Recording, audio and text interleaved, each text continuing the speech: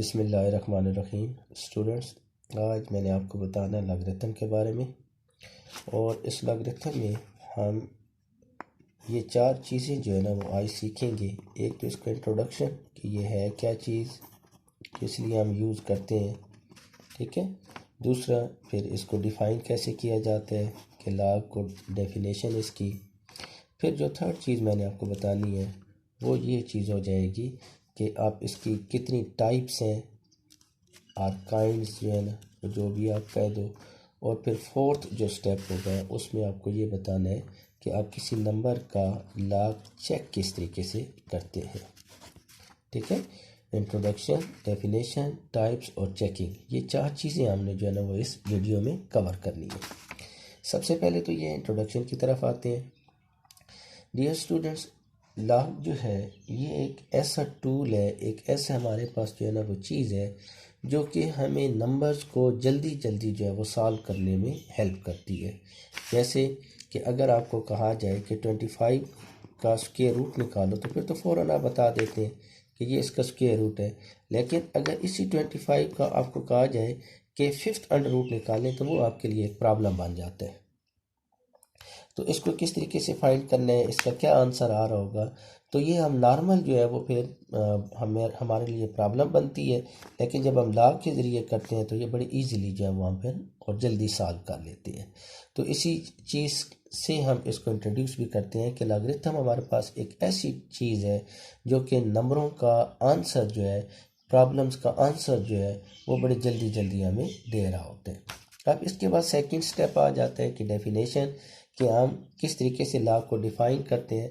अब हमारे पास अगर एक नंबर हो a⁻x और इसका आंसर y आ रहा हो तो हम इसको लॉग में इस तरीके से लिख रहे होते हैं कि लॉग ऑफ, हम लिख रहे होते हैं y बेस जो है वो फिर a और इक्वल टू x, कि जो चीज़ आपके पास पावर में है, ठीक है, उसको इक्वल के दूसरी साइड पर ले जाते हैं, जो आंसर था उसका लॉग हो जाता है। और ये जो बेस है इससे हम लॉग का ये जो वर्ड है इसके राइट साइड पर नीचे करके छोटा सा करके लिखते हैं बेस। इज इट क्लियर जी? तो ये फिर आ जाएगा कि लॉग को, और इसी से फिर हम डिफाइन भी कर रहे होते हैं और इसकी डेफिनेशन भी लिख रहे होते हैं कि हम कहते हैं कि इफ़ हमारे पास a⁻x is equal to y हो तो लॉग में हम इसे लिखेंगे कि log of y base a is equal to x, यानी x is the log of y to base a, x is equal to the log of y to base a। ये इसकी जो है वो डेफिनेशन हम बता रहे होते हैं और कर रहे होते हैं। इसके बाद जो थर्ड चीज़ आ जाती है वो हो जाती है इसकी टाइप्स। हम यहाँ पर जो है ना वो सबसे पहले तो ये याद रख लेना कि हम 9th में जो है या मैट्रिक तक जो है वो लॉग ऑफ पॉजिटिव नंबर पढ़ रहे होते हैं। नेगेटिव नंबर्स का लॉग जो है वो फिर हम यहाँ पर डिस्कस नहीं करते। अब जो टाइप्स हम जो है ना आपकी बुक में गिवन है या जो हम डिस्कस कर रहे होते हैं वो दो टाइप्स हैं। एक को हम कहते हैं कॉमन लॉगरिथम। कौन सा लॉगरिथम? Common log. और फिर सेकंड को हम नाम दे रहे होते हैं नेचुरल लॉग। नेचुरल लॉग और कॉमन लॉग। अब इन दोनों में फ़र्क क्या है? इन दोनों में फ़र्क जो होता है वो बेस की बुनियाद पर है। अगर किसी लॉग की बेस जो है वो 10 हो तो हम कहते हैं कि ये कॉमन लॉग है। अगर किसी लॉग की बेस क्या लिखी हुई होगी 10 हो तो हम कहते हैं कि ये कॉमन लॉग है। और अगर किसी लॉग की बेस ई हो, ई जो है वो एक नंबर है, मैथ में यूज़ होता है बिल्कुल इसी तरीके से जैसे आपने पाई पढ़ा है। तो पाई की वैल्यू आप सब लोगों को पता है कि 22/7 होती है, तो ई की भी वैल्यू 2 पॉइंट समथिंग है। तो ये भी एक नंबर है ई। और अगर किसी लॉग की बेस ई होगी तो उसे हम नाम दे देंगे नेचुरल लॉग का, और इसको नॉर्मली फिर हम इस तरीके से रिप्रेजेंट कर देते हैं, एल और एन लिख देते हैं। तो दोबारा फिर मैं बता रहा हूँ कि इसकी कितनी टाइप्स हैं। There are two kinds of log, there are two types of log. एक हो जाता है कॉमन लॉग और फिर नेचुरल लॉग। कॉमन लॉग क्या हो जाता है कि ऐसा लॉग जिसकी बेस क्या होगी 10 होगी, और ऐसा लॉग जिसकी बेस जो है वो फिर ई होगी, उसको नाम दे देंगे नेचुरल लॉग का, ठीक है। तो यहाँ तक दोबारा फिर मैं बता दूं कि आपने करना क्या है, इंट्रोडक्शन, कि ये एक ऐसी चीज़ है जो हमें जल्दी जल्दी चीज़ों को जो है वो नंबरों को सॉल्व करने में, प्रॉब्लम्स को सॉल्व करने में हेल्प करती है। और अगर आपके पास ये एक नंबर गिवन हो तो हम कहते हैं कि x is equal to log of y to base a है। ये इसकी डेफिनेशन है। और there are two kinds of log, natural log और कॉमन लॉग। और ये अक्सर एमसीक्यूज़ में भी पूछा जाता है कि जो लॉग है जिसकी बेस 10 होगी वो कौन सा लॉग कहलाएगा, तो हम कहते हैं कि वो कॉमन लॉग कहलाता है। और वो लॉग जो कि जिसकी बेस ई हो तो उसे हम नाम दे देते हैं कि ये नेचुरल लॉग है। तो अब इसके बाद फिर चौथे पॉइंट्स की तरफ आ जाते हैं कि चेकिंग हम किस तरीके से कर रहे होते हैं। किसी नंबर का अगर लॉग चेक करना हो तो हम किस तरीके से चेक करते हैं। तो इसको चेकिंग करने के लिए सबसे पहले तो ये याद रख लेना कि अगर मुझे कहा जाता है, हम जो मैट्रिक में डिस्कस कर रहे होते हैं लॉग, वो कॉमन लॉग होता है, यानी इसमें बेस जो है वो अंडरस्टूड है कि 10 है, ठीक है। तो अब बेस जब बार बार जो है ना वो किसी क्वेश्चन में एक ही बेस यूज़ हो रही हो तो हम नीचे बेस नहीं लिखते। Is it clear? तो फिर सिर्फ जो है ना वो लॉग का वर्ड लिखा जाता है और समझा जाता है कि बेस 10 है। अब अगर आपको कहा जाए कि ये एक नंबर है, लेट्स सपोज कि ये 27 पॉइंट जो है ना वो फिर 534 इस तरीके से है, और कहा जाए कि इसका लॉग चेक करें, तो इसका लॉग जो होता है वो जो है वो जो जब इसका लॉग चेक करना होगा तो इसका लॉग कंसिस्ट कर होता है 2 जो है ना वो फिर स्टेप्स में।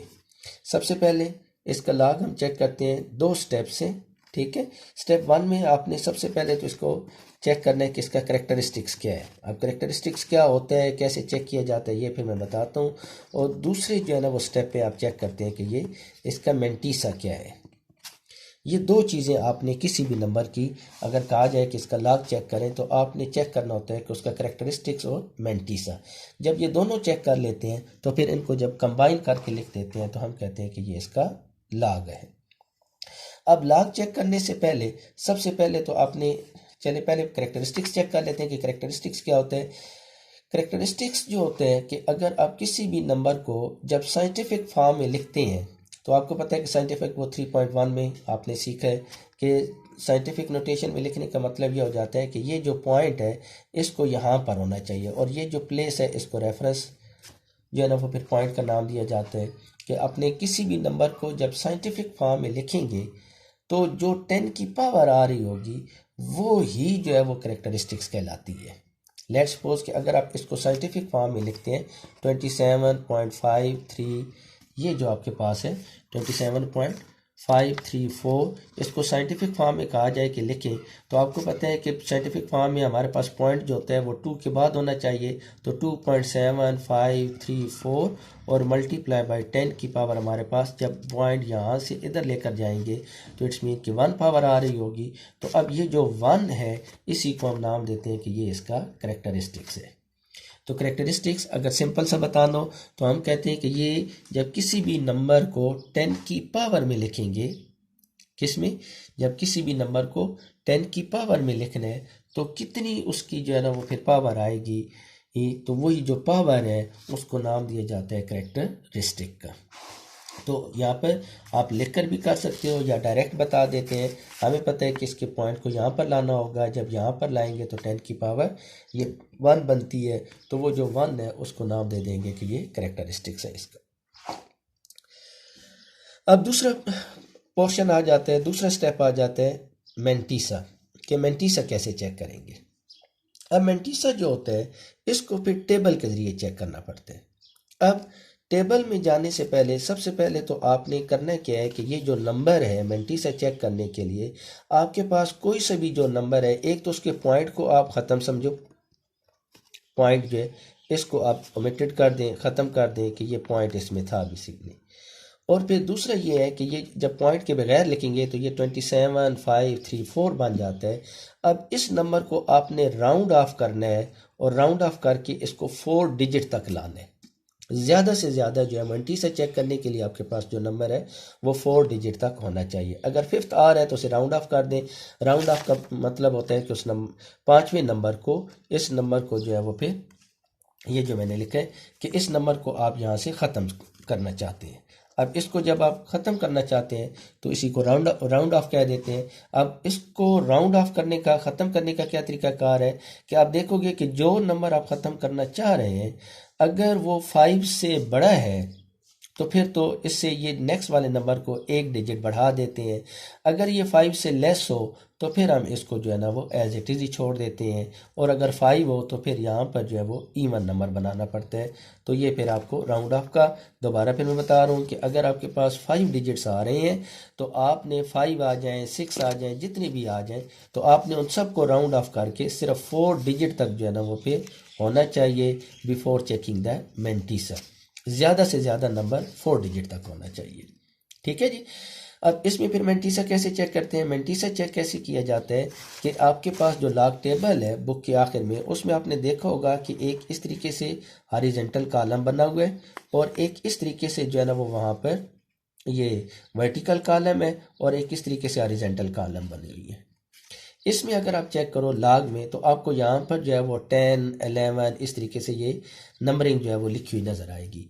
और इधर जब आप जाते हैं तो यहाँ पर आपको जो है ना वो ये जो कॉलम बना हुआ होता है, सबसे पहले 0, फिर इसके बाद जो है ना वो 1 इस तरीके से आगे बने हुए होंगे, 1 2 3 4 9 तक ये होते हैं।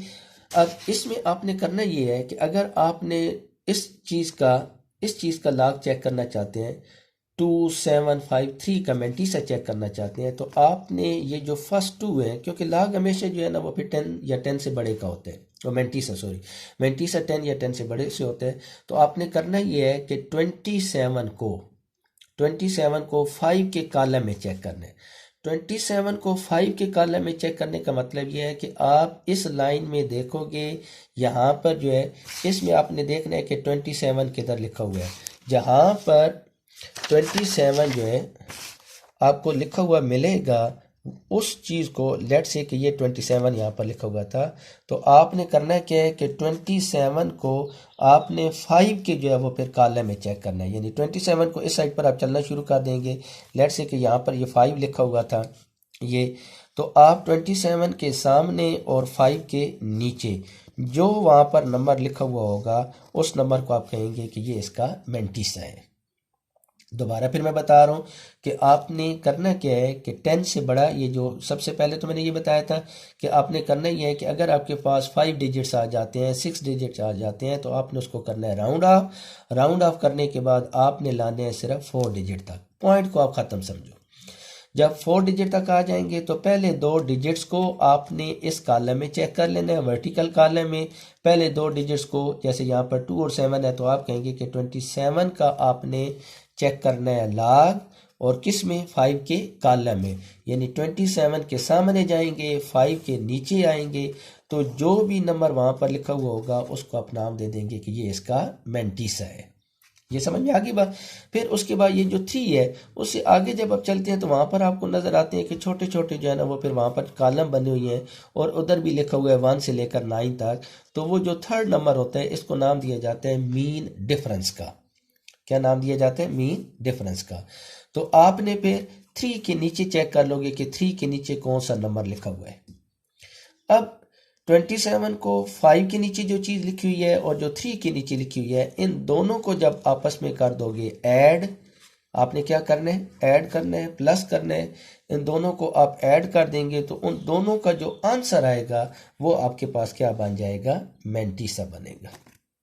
ये मेरे ख्याल में बात समझ आ गई होगी कि किस तरीके से मेंटिसा जो है वो फिर चेक करना है।